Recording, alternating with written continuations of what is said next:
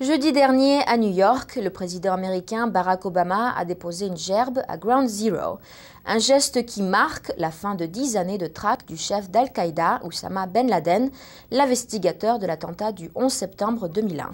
Celui-ci a été tué le 2 mai dernier au Pakistan lors d'une attaque des Marines américains.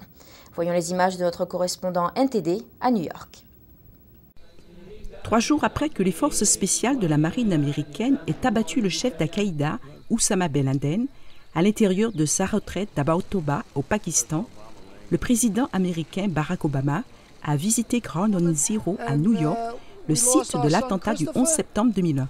Nous avons perdu notre fils Christopher le 11 septembre. Il avait 23 ans. Il travaillait dans le camion 54 qui se trouvait sur la 48e et sur la 8e avenue à Manhattan. Une autre victime du 11 septembre, Joel, le mari de Margie Miller, est mort au 90e étage de la tour numéro 1. La diligence de l'armée a enfin atteint son objectif, capturer Ben Laden. Près de 10 ans se sont écoulés depuis que des terroristes ont détourné 2 avions de lignes commerciaux et les ont envoyés dans les tours jumelles du World Trade Center. Le Pentagone avait également été frappé par un avion détourné et un 4e avion n'a jamais atteint son objectif. Les tours jumelles se sont effondrées moins de 2 heures après l'attaque des avions. Près de 3000 personnes ont été tuées dans ces attaques et depuis, la chasse aux commanditaires de ces attaques, Ben Laden, a commencé. L'administration du président Obama a déclaré qu'elle ne publierait pas de photos du corps de Ben Laden ni d'autres détails sur l'intervention des marines.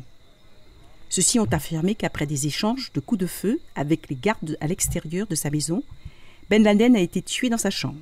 Sa femme s'est jetée sur les marines et a été blessée à la jambe. Ben Laden, désarmé, a été abattu d'un coup de feu dans la tête et dans la poitrine.